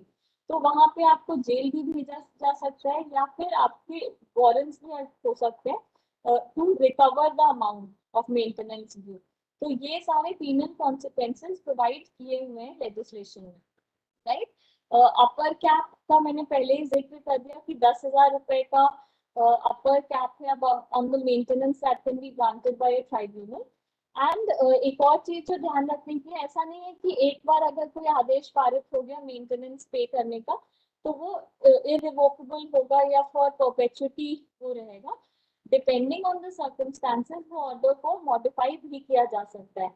अगर पार्टीज की परिस्थितियों में कोई परिवर्तन होता है तो उन केसेस में इस ऑर्डर को मॉडिफाई किया जा सकता है, या बाद में ऑर्डर पास होने के कुछ दिन बाद अगर ट्राइब्यूनल को ये पता चलता है कि कुछ मटेरियल फैक्ट्स छुपाए गए हैं या जो सीनियर सिटीजन और पेरेंट है उसके पास कुछ आमदनी का ऐसा जरिया था कि वो अपने को खुद मेंटेन कर सकता है, तो उन केसेस में जो ऑलरेडी पारित आदेश है उसको रिकॉल किया जा सकता है या उसको सुटेबली मॉडिफाई किया जा सकता है, राइट। तो अगर कोई गलती हो गई हो सबमिशंस में या proof of change in circumstances हो तो इन सारी परिस्थितियों में मेंटेनेंस ऑर्डर जो पारित हो चुका है उसको फिर से चेंज किया जा सकता है। अगर कोई सीनियर सिटीजन या पेरेंट को किसी उससे आपत्ति है, सपोज उनको आपत्ति है कोई ऑर्डर पास से जो एसडीएम ने ऑर्डर पास किया और उनको लगता है कि अमाउंट ऑफ मेंटेनेंस बहुत कम है, या अगर किसी पार्टी को लगता है कि बहुत है, तो केसेस में अपील फाइल हो सकती है। और अपील कहाँ पे फाइल होगी? जो एपलेट ट्राइब्यूनल अपीलीय अधिकरण जो है वहां पर अपील फाइल होगी, और अपील जो है वो 60 दिन के अंदर अंदर फाइल होनी है, राइट। तो ये रहेगा। एंड जब भी अपील फाइल हो जाती है तो जो अपीलीय अधिकरण है उसका हमेशा यही प्रयास होना चाहिए कि 30 दिन के अंदर अंदर वो अपील को डिस्पोज ऑफ करे, राइट। यहाँ पे अब जो अगला सवाल आमतौर पे आता है हमारे सामने वो ये है कि अगर कोई किसी वरिष्ठ नागरिक को अबैंडन कर दे या उनका परित्याग कर दे, हाँ उनको कहीं जानबूझ के छोड़ दे अकेले में, एंड उसको उस बच्चे का या उस रिलेटिव का कोई भी इंटेंशन ना हो अपने पेरेंट को वापस ले जाने का, तो वो एक दंडनीय अपराध है और उसमें 3 महीने तक की सजा या 5,000 तक का जुर्माना या दोनों उस व्यक्ति पे इम्पोज किया जा सकता है, राइट। और ये जो ऑफेंस होता है ये कॉग्निजेबल है, संज्ञान लिया जा सकता है, और ये इसमें संज्ञान लिया जा सकता है, लेकिन ये जो ऑफेंस है वो बेलेबल है, राइट। तो अगर मतलब ऐसा कुछ हो रहा है तो बेल फर्निश करके जो गिल्टी पार्टी है वो रिलीज हो सकती है, राइट। एक और सवाल जो बहुत बार हमारे सेशंस में पूछा जाता है वो ये है कि सपोज किसी सीनियर सिटीजन ने इस आश्वासन पे कि उसका रिलेटिव उसका देखभाल करेगा, अपनी कुछ प्रॉपर्टी उस रिलेटिव के नाम ट्रांसफर कर दी और वो रिलेटिव उसका देखभाल नहीं करता या उसको खर्चा नहीं देता, तो उन केसेस में उन परिस्थितियों में वो सीनियर सिटीजन क्या कर सकता है? तो सीनियर सिटीजन जो प्रॉपर्टी उसने उस दूसरे पर्सन को ट्रांसफर की है उस आश्वासन पे कि वो मेंटेन करेगा, उससे वो प्रॉपर्टी वापस लेने का दावा भी डाल सकता है, राइट। यहाँ पे बस ध्यान में रखने की कुछ चीजें हैं। प्रॉपर्टी ट्रांसफर हुई होगी वो 2007 के बाद हुई होगी, 2007 से पहले कोई अगर प्रॉपर्टी ट्रांसफर हुआ तो उन केसेस में ये वापस taking back of such property is not permissible, right. इसके अलावा जैसे कि मैंने बोला ये एक्ट ये भी प्रोवाइड करता है कि medical care facilities best possible provide की जाए, जो हमारे सीनियर सिटीजन हैं उनके लिए हॉस्पिटल्स में बेड्स रिजर्व किया जाए, जहाँ हो सके उनके लिए अलग कतार बनाने का प्रोविजन हो, या उनके जो डिजीजेस हैं जो सीनियर सिटीजन स्पेसिफिक डिजीजेस होती है उनपे जो ट्रीटमेंट है उनका ट्रीटमेंट एवेन्यूज बढ़ाया जाए, या जो रिसर्च एक्टिविटीज है जैसे आजकल हम लोग ऑफन पढ़ते हैं कि अल्जाइमर बहुत कॉमन है या डिमेंशिया बहुत कॉमन है, तो हर सरकार का यही इनिशिएटिव होना चाहिए कि वो साइंटिफिक रिसर्च एंड डेवलपमेंट में पैसे इन्वेस्ट करें ताकि इन डिजीजेस जो डिजेनरेटिव डिसऑर्डर्स हैं जैसे अल्जाइमर्स हो गया या डिमेंशिया हो गया उनपे काफी अनुसंधान पे खर्चा करें, राइट। सो ये सारी जिम्मेदारियां लाइक दी गई है गवर्नमेंट्स के ऊपर, राइट। इसके अलावा ओल्ड एज होम सेटअप करने का भी प्रावधान है इस एक्ट में। ओल्ड एज होम का कॉन्सेप्ट ये है कि जो सीनियर सिटीजन्स हैं, जो शायद फैमिली में उनको उतना सपोर्ट नहीं मिल रहा या they have been abandoned by families, they get some place of shelter for themselves and they are not left out homeless, right। और वहाँ पे उनको वो बेसिक जितने रिक्वायरमेंट्स फॉर डिग्निफाइड लिविंग है वो प्रोवाइड किया जाए, right। So these are some of the beneficial provisions given in the 2007 Act and उम्मीद यही है कि जो ओल्ड एज होम्स है उनका कम से कम नीड पड़े, फैमिलीज जो है उसी में सीनियर सिटीजन्स को प्रॉपर तरीके से इंटीग्रेट कराया जाए, उनको जो उनकी लॉस्ट डिग्निटी है या जो लॉस्ट कॉन्फिडेंस है उनको उनकी फैमिली ही उससे वापस रिस्टोर करे, so that they develop a sense of worth over time, right. Because and I hope कि आज जो world Elder abuse awareness day है उसके बाद जो भी यहाँ पे हम डिस्कस कर रहे हैं, एटलीस्ट हम लोग कुछ इंट्रोस्पेक्ट करें, कुछ विचार करें कि हम लोग अपने सीनियर सिटीजन्स की कंडीशन में कैसे सुधार ला सकते हैं, राइट। सर ने बात करी भूमंडलीकरण की और पाश्चात्य सभ्यता को अपनाने की, और उन दो रीजंस के कारण कैसे हमारे सीनियर सिटीजन्स को सफर करना पड़ा है। तो आई होप हम लोग सिलेक्टिवली वेस्टर्नाइज हो, वेस्टर्न कम्युनिटीज की जो अच्छी क्वालिटीज है उनके प्रोफेशनलिज्म वह उसको अडॉप्ट करें, ना कि उनका जो डिस्कनेक्ट वाला फीलिंग है या इंडिविजुअलिज्म का जो एक्सेसिव फीलिंग है उसको रॉन्गली इनवाइट करें। So with this, I'll conclude my presentation and I'll just hand over the session to Abha ma'am to do the. Abha, are you there? Yes, yes, I'm here. Yes. Just give me a minute.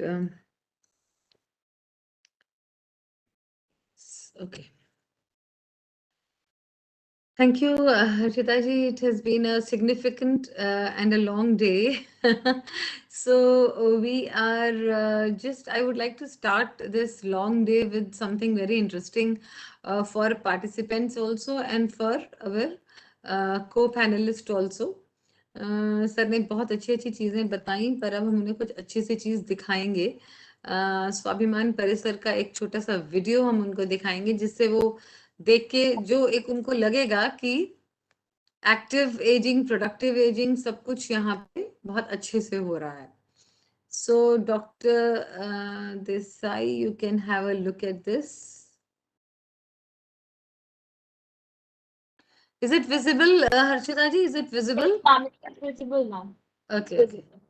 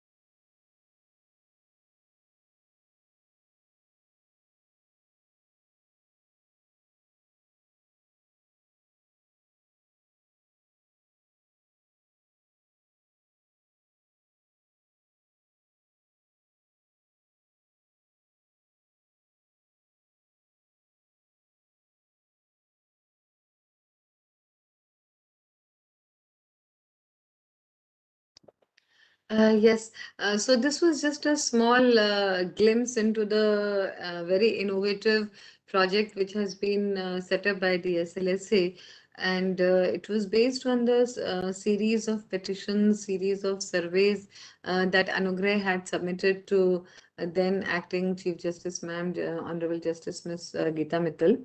And it raised a lot of concerns about the growing population of elderly persons in Delhi, which was touching about 13 lakhs, and complete, I would say, maybe inadequate presence of sufficient care infrastructures. The old age homes in Delhi you can count on fingers. And if any person in distress, any senior citizen calls our helpline, or even people come to Swabiman Parisar, even before the Swabiman Parisar was started, there was hardly any. And there are two Government of India supported old age homes, 2 or 3 run by Government of Delhi, and some of them are paid. But the information, the spread across different districts, and the variety of services that should be offered in any decent old age home are completely lacking, and that we are talking of capital of India. If this is the condition in Delhi, you can very well imagine what it would be like in other states of India. So, and today is all the more significant, when we talk of elder abuse. And I would just like to share the screen. 1 minute, I would like to just, yes. Is it showing shall I, in the presentation? And the presentation is showing or not? Yes, ma'am, it is. Is it the full screen? Yes? Yes, ma'am. Yeah. The challenges of intergenerational bonding. Yes, yes. So I just wanted to bring in the context that most of us, हम लोगों ने देखा है कि किस प्रकार से media highlight करता है जो एल्डर अब्यूज की अलग अलग घटनाएं होती हैं which seriously challenge safety and security position of senior citizens in Delhi. इन सब चीजों को ही ध्यान में रखकर, और भारत में बढ़ते हुए जो नंबर्स हैं, लगभग 13-14 करोड़ के करीब हम लोग पहुंच रहे हैं वरिष्ठ नागरिकों की संख्या। तो जो ये अलग अलग चैलेंजेस, प्रॉब्लम्स वरिष्ठ नागरिक फेस कर रहे हैं, इनका निदान क्या है? क्या इनके लिए हमारे पास सफिशिएंट केयर मैकेनिज्म्स हैं? क्या हमारे पास सफिशिएंट देखभाल करता है? क्या ऐसे इंस्टीट्यूशंस तैयार हैं जेरेंटोलॉजिकली और जेरेट्रिकली ट्रेंड, जो बढ़ते हुए बुजुर्गों की संख्या में, और उन बुजुर्गों का जो खासकर जिनके बच्चे उनके साथ नहीं रहते? कोविड के समय में किस प्रकार की परेशानियां आई, डॉक्टर देसाई ने बताया, अभी आपने, हर्षिता जी ने बताया। पर जो आज का दिन खास करके जरूरी मनाया जा रहा है, ऑब्जर्व किया जा रहा है पूरे विश्व में, उसकी सिग्निफिकेंस क्या है? तो वरिष्ठ नागरिकों के प्रति जो दुर्व्यवहार किया जाता है, उसकी जागरूकता प्रसार के लिए आज का दिन संयुक्त राष्ट्र ने निर्धारित किया है। एल्डर अब्यूज क्या है? कुछ साल पहले तक, लगभग 10 साल पहले तक, इस शब्द के बहुत ज्यादा एप्लीकेबल मायने भारत के परिवेश में नहीं थे। हम ये सोचते थे कि ये पाश्चात्य शब्द है, वहाँ रिटायरमेंट होम्स होते हैं, बच्चे माँ बाप को छोड़ के चले जाते हैं, तो बाकी की अपनी जिंदगी रिटायरमेंट होम्स या ओल्ड एज होम्स में जीते हैं, और वहाँ पे ये पाश्चात्य कॉन्सेप्ट है। पर पिछले दशक में और ऐसी परिस्थितियां बहुत तेजी से बदली हैं, जिसमें हमारे लिए ये जानना और समझना बहुत आवश्यक हो गया है कि एल्डर अब्यूज आखिर है क्या। ये दुर्व्यवहार या अत्याचार जो वरिष्ठ नागरिकों के प्रति होता है, ये जानबूझ के भी किया जाता है और अनजाने में भी होता है। इसे भारत में ज्यादातर अमूमन रिपोर्ट नहीं किया जाता है, ना पुलिस में, ना किसी एनजीओज को, ना बाकी जगह पर। घर के बाद घर में ही रहे, सामाजिक रूप से प्रताड़ित ना हो, शर्मिंदगी ना उठानी बड़े परिवार को, इस बात के चलते अधिकतर बुजुर्ग अपने आप को दबाए रखते हैं, अपने साथ जो प्रताड़ना होती है उसके बारे में रिपोर्टिंग नहीं करते हैं।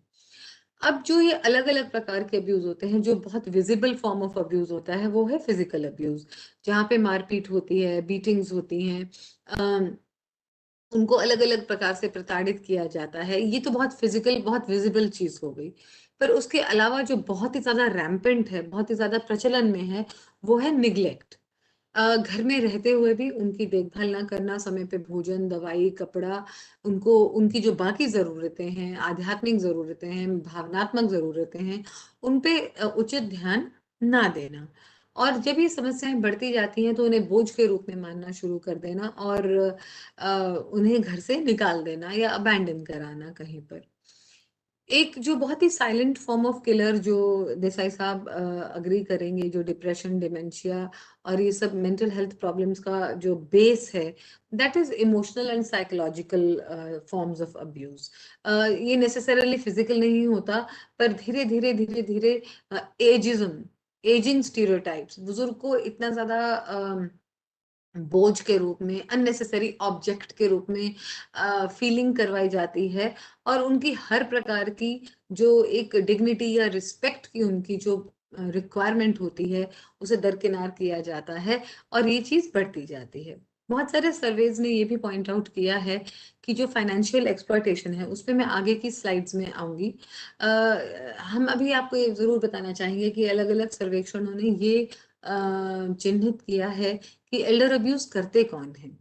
करते उनके घर वाले ही लोग हैं, बेटे भी, बहुएं भी, एडल्ट चिल्ड्रन बेसिकली, या कुछ परिस्थितियों में जो उनकी देखभाल के लिए नौकर या नर्स या इस प्रकार का कोई व्यक्ति रखा जाता है। ये उन घरों में होता है जहाँ पे बच्चे साथ नहीं रहते हैं, एनआरआईज हैं या दूसरे शहरों में रहते हैं और बुजुर्ग लोग बहुत ओल्ड हैं, फ्रेल हैं, तबीयत उनकी ठीक नहीं रहती है, कुछ डिमेंशिया के पेशेंट्स हैं या मेंटल हेल्थ के पेशेंट्स हैं, वो पूरी तरह से अपने देखभाल कर्ता पे निर्भर हैं। तो ऐसी स्थिति में उनकी डिपेंडेंस इतनी बढ़ जाती है और उनकी वल्नरेबिलिटी इतनी बढ़ जाती है कि वो चाहकर भी अपने प्रोटेस्ट दर्ज नहीं कर पाते। जैसे ही वो पड़े हैं, बेड सोर्स हो रहे हैं, उनके साथ अब्यूज हो रहा है, समय पे खाना नहीं मिल रहा है, दवाई नहीं मिल रही है, मिस ट्रीटमेंट की जा रही है, पर वो ऐसी स्थिति में बहुत सारे केसेस में नहीं होते कि वो उस चीज को रिपोर्ट कर पाए।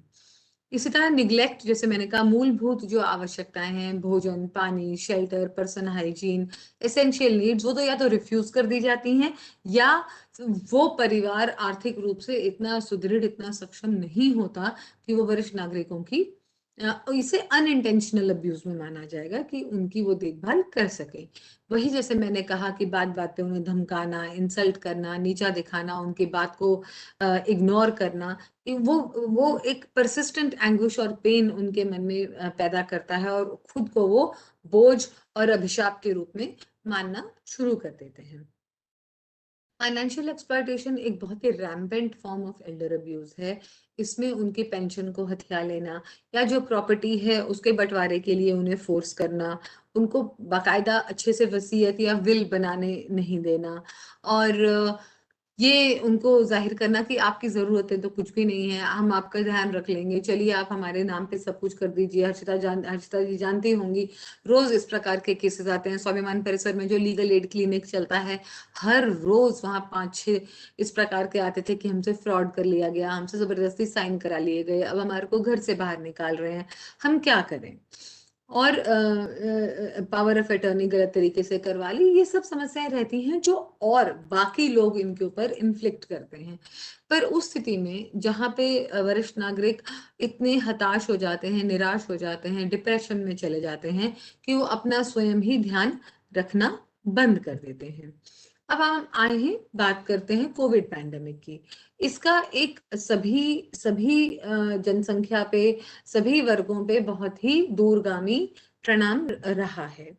पर क्योंकि हम सीनियर सिटीजन्स को, बच्चों को ज्यादा वल्नरेबल कैटेगरी में मानते हैं, अब आप सुन रहे हैं कि सेकेंड वेव के बाद सडनली बहुत जगह से ज्यादा क्या बोलते हैं, ऑर्फनेजेस या बालाश्रम गृह खोलने की बहुत ज्यादा डिमांड उठ रही है, सरकार अनाउंस भी कर रही है। तो ऐसी स्थिति में सवाल उठता है कि क्या बुजुर्ग भी निराश्रित नहीं हुए सेकेंड वेव के बाद, खास करके जब middle generation, money earning generation या जो जीवोपार्जन करती है, बच्चे, बहू, वो अगर वाइप आउट हो गए तो छोटे बच्चे तो अनाथ हुए ही हुए, उनके साथ वरिष्ठ नागरिकों के ऊपर भी जो डिवास्टेटिंग इम्पैक्ट पड़ा है वो बहुत ही चिंताजनक है।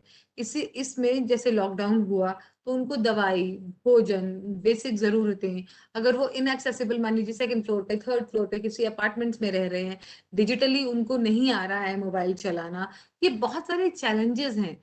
कौन उनके पास ग्रोसरीज पहुंचाए, कौन उनको डॉक्टर के पास लेके जाए, वो अपॉइंटमेंट कैसे लें, डर लगता है, ऑटो में कैसे बैठें, जाएं कैसे, these are very very basic fears. और बच्चे उनके मान लीजिए बाहर हैं, विदेशों में हैं या दूसरे शहर में हैं, नहीं आ पा रहे, तो क्या किया जाए। ये एक पहलू था परेशानियों भरा, जो ज्यादा ज्यादा प्रोमिनेंट है, ज्यादा विजिबल है। But at the same time, when we did surveys, even in Swabiman Parisar, we interviewed about 700 senior citizens in last few weeks. And उन्होंने ये कहा कि हाँ बेटा, परेशानी तो थी कोविड में, पर हमने एक चीज देखी कि बेटा बहू दूसरे शहर से हमारे घर आ गए, हमारे साथ रहना शुरू हो गए, बच्चों की ऑनलाइन क्लासेस थी तो हम उन्हें घर में देख पा रहे थे, हम कम से कम एक समय पे साथ में भोजन कर पा रहे थे। So these are positive things also. Glasses is always not never half empty. It's sometimes half full also we have to see. तो उनको जो एक मन में एक अकेलेपन की टीस रहती थी कि अच्छा मेरे परिवार मेरे साथ नहीं है, तो there was a bliss also they felt, many senior citizen. अपने घर की बात करें तो हमारी माता जी को भी बहुत खुशी होती थी कि अच्छा इनका सारा दिन चेहरा ही नहीं नजर आता, रात को 8 बजे वापस आते हैं, थके हुए आते हैं, अपना वॉच किया, अपना मोबाइल उठाया, अपना खाना खाया, अपने अपने रूम में सब कैद। पर कोविड ने दोबारा से लूडो, वही कैरम, वही चेस, कुछ पुरानी एल्बम्स, कुछ नई चीजें, बहुत सारी चीजें कोविड ने निकाली हैं। एल्डर अब्यूज की अगर हम बात करें, एक जागरूक समाज के रूप में, एक सामाजिक कार्यकर्ताओं के रूप में, एनजीओज के रूप में, या एक सीनियर सिटीजन, एक सिंपल एक सिटीजन ऑफ इंडिया के रूप में, then how can we prevent this problem. सबसे पहली बात, जैसा हम आज कर रहे हैं, एक वेबिनार के थ्रू या जागरूकता प्रसार कार्यक्रम के थ्रू लोगों को इसके बारे में जानकारी देना, उन्हें समझाना कि ये एक नॉर्मल नेचुरल चीज नहीं है। आप इंसल्ट को, आप प्रताड़न को जिंदगी का एक हिस्सा मान के मत चलिए। अगर आपके पास कुछ बचत है, कुछ सेविंग्स हैं, उनको आप अपने साथ रखिए। सारा कुछ बच्चे की मोटरसाइकिल पे या बच्ची की दहेज पे मत उड़ा दीजिए। ये बार बार हम सीनियर सिटीजन की, स्वाभिमान परिसर में भी, बाकी राज्यों में भी हम बार बार ओरिएंटेशन लेते हैं, समझाते हैं। दूसरा, अलग थलग मत पड़ जाइए, फोन करिए अपने रिश्तेदारों को, आसपास के लोगों को। अब पार्क्स खुल गए हैं, थोड़ा सा बाहर निकलिए, मास्क लगा के निकलिए, वॉक करिए, अपना हालचाल चाहे दूर से ही लेते रहिए लोगों से कि कैसे हैं आप, और रिलेटिव्स के भी कांटेक्ट में रहिए। अगर आप उदासी के घेरे में ही खुद को बांधे रखेंगे तो लोग भी आपसे धीरे धीरे दूर होना शुरू हो जाएंगे। स्माइल अलॉट, छोटे छोटे काम घर में आप वॉलंटियर करिए, सब्जी काटनी है, बच्चों का ध्यान रखना है, दूध लेकर आना है, छोटी छोटी चीजें जिनसे आपको भी खुशी मिले, परिवार के लोगों को भी लगे कि हाँ आप यूजफुली अपना टाइम व्यतीत कर रहे हैं। मीन मेक कम निकालिए, यंग जनरेशन को सपोर्ट ज्यादा करिए, अप्रिशिएट ज्यादा करिए। दूसरा, बाकी जो सामाजिक कार्यकर्ता हैं वो ये सिम्टम्स देखें कि उनके आस पड़ोस में कोई बुजुर्ग की इस प्रकार से कोई ब्रूजेस तो नहीं है, परेशान तो नहीं है, उदास डिप्रेशन में तो नहीं है।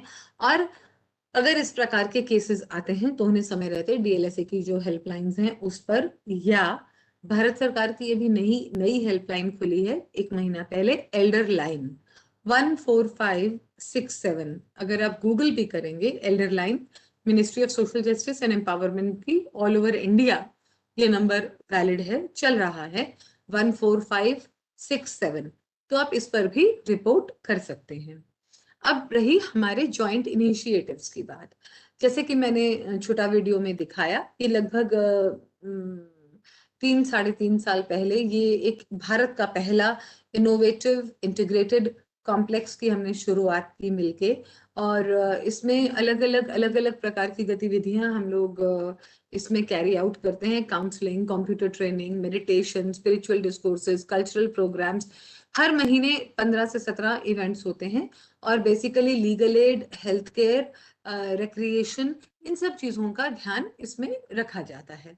इसमें भारत का पहला training, research and documentation cell जो हम आरआरटीसी अनुग्रह के माध्यम से चला रहे हैं, उसके अंतर्गत कम से कम 270 ट्रेनिंग्स ऑर्गेनाइज की गई हैं, पीएलवीज की, सीनियर सिटीजन्स की, पुलिस की, प्लथोरा, बहुत बहुत वाइड ट्रेनिंग्स।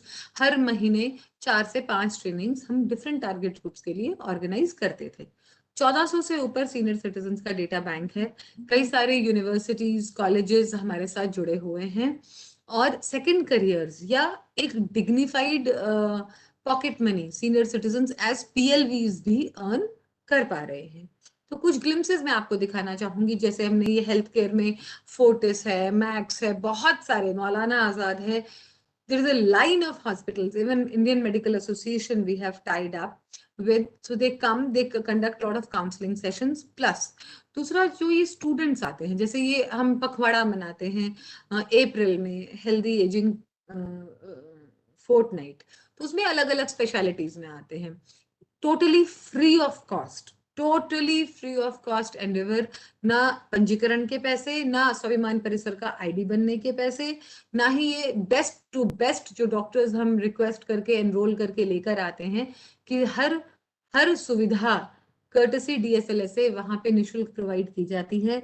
इसमें अनुग्रह की टीम, अनुग्रह के इंटर्न्स, हमारी गवर्निंग काउंसिल और हमारे जो एक्सटेंडेड कॉन्टैक्ट्स हैं वो इसमें बढ़ चढ़कर भागीदारी करते हैं। महीने के आखिरी दिन हम एनिवर्सरी का सेलिब्रेशन करते हैं। इसमें उनके परिवारों को भी आमंत्रित किया जाता है और ये रिक्वेस्ट की जाती है कि थोड़ा ही सही अपने घर से आप कुछ ना कुछ मिठाई लाइए, बिस्किट लाइए, नमकीन लाइए, ताकि एक पिकनिक के रूप में हम लोग इसको मनाएं। तो लीला होटल में एक दिन हम जब शुरू ही हुआ था स्वाभिमान परिसर, 2 महीना बाद हम चले गए, क्योंकि देखिए ये एक ऐसा कॉन्सेप्ट है जिसके लिए अनुग्रह ग्रांट इन एड या डोनेशंस नहीं ले रहा है। मेरे लिए ये चैलेंज था, अनुग्रह के लिए चैलेंज था कि इसको हमने सस्टेनेबल प्रोजेक्ट बनाना है, कहीं से 1 रुपया लिए बिना। सारा हम ये काम थ्रू काइंड सपोर्ट करते हैं। कुर्सियां कम हुई तो किसी से कुर्सियां डोनेशन में ली, योगा मैट्स ले ली। लीला होटल में जब गई तो मैंने उन्हें रिक्वेस्ट किया कि आप महीने में एक बार बड़ा सा केक भेजिए हमारे सीनियर सिटीजन्स के लिए, बेस्ट क्वालिटी केक और सैंडविचेस या कटलेट्स या कुछ। तो आप यकीन करिए उस महीने के जो जन्मदिन और एनिवर्सरी के लोग होते थे वो 1 तारीख से आके लिखवाना शुरू कर देते हैं नाम। वैसे हमारे पास भी लिस्ट होती है, नोटिस बोर्ड पे डिस्प्ले हो जाती है, किसी एक व्यक्ति का नाम छूट नहीं सकता उसमें।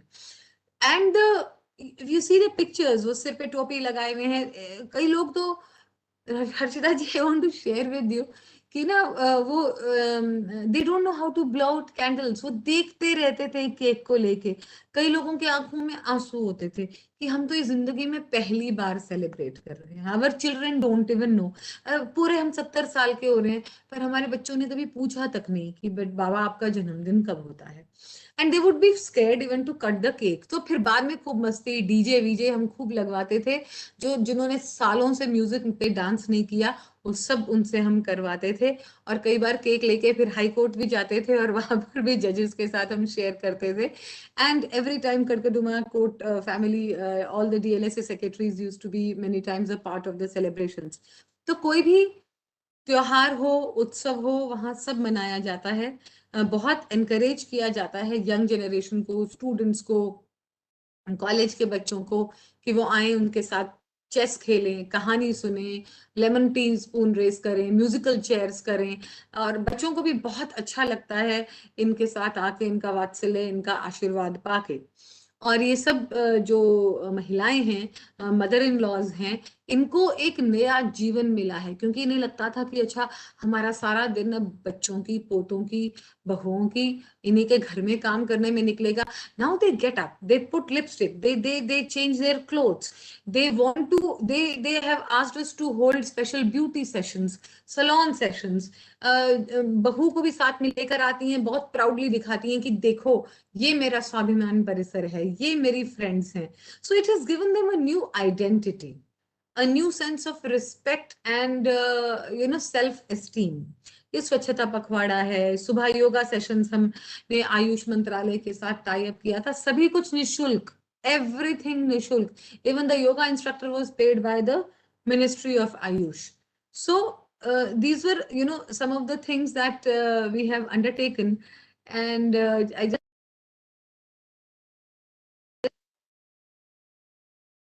yes, shared the journey of 3 years plus in just about 20 minutes. Good, good, sir. देखा आपने क्या क्या कर रहे हैं हम? देसाई सर, आप अनम्यूट करिए. बताओ जी. हाँ जी, आपने देखा तो है नहीं मेरी फोटोज और वीडियो. अरे आई सॉ ना, आई सॉ, अच्छा, आई तो सॉ. ठीक है. अरे यार, होगा. That's wonderful. Ground level work तो बेस्ट है. आप देखिए, चिराग तले अंधेरा, आप इतने हमारे पड़ोसी हैं और 3 साल में आप स्वाभिमान परिसर नहीं आए. आप आइए Now, ना. moment we start the entry, you and Harshita ji have to be the first ones. Okay, sure sure, बिल्कुल और जी. जितने आपने सर विदेशों में सेंटर्स देखे हैं, ये सभी को मात देता है, इतना मैं आपको. You are great. बहुत बढ़िया. Thank you Harshita ji for. You had to go somewhere ना, आपने कहीं जाना था. मैंने जाने का अपना कार्यक्रम कैंसिल कर दिया, उसको 8 बजे मैंने पोस्टपोन किया है. अब मैं 8 बजे, that's a TV interview that I have to be in, that's at 8 o'clock. Okay, So I have right. जी जी. Thank you so much, ma'am, for this beautiful presentation. आप कर रहे हैं for senior citizens that actually shows in all the pictures. हम लोग generally पढ़ते थे कि यूएस और यूके में बहुत अच्छी फैसिलिटीज प्रोवाइड होती है, वहाँ senior citizen actually look forward to going to those Yes. Old age centres. I am sure यहाँ पे भी अगर हम लोग ऐसा सिस्टम करें तो बहुत अच्छा है. एंड यहाँ पे परसेप्शनल चेंजेस ज्यादा रिक्वायर्ड है. आई थिंक हम लोग ना सीनियर सिटीजन्स को मानते हैं जैसे वो रिडंडेंट हो गए, लाइफ के बाद 60 के बाद लाइफ नहीं है. लाइक हम लोग की कंडीशनिंग भी वैसी ही होती है कि 60 के बाद तो कुछ प्रोडक्टिव नहीं करना, बस unwind. But I think you should keep yourself engaged. Yes. Life starts after 60. I think 60 के पहले आपका बहुत मोनोटोनस और ड्रजरी भरा लाइफ होता है बिकॉज आपको हर दिन ऑफिस जाना है. 60 के बाद आप नई नई चीजें एक्सप्लोर कर सकते हो. So I think perception change करेगा, बहुत सारी चीजें जो साइकोलॉजिकल इश्यूज हैं वो सारी भी बंद होंगी. So with this, I think like I would just like to thank you and Professor Desai Thank you. for agreeing to come for this program and for giving such wonderful presentations. And I hope after this COVID wave subsides, I get an opportunity to visit both IPAS and Swabhiman Parisar. True, true. Yes. Sir, please unmute yourself, sir. इतना subside हो गया है कि आप आ सकते हो. Right, sir. ठीक है. With all the precautions, है ना? Yes, yes sir. Yes sir. Ji sir. Okay. Thank you so much. Bye, pleasure, great fun. Arshita ji, thank you. Thank Abha you ji, so great much. meeting you. Yes, thank you sir. Bye. Bye. Namaskar. Namaskar, ma'am. Thank you.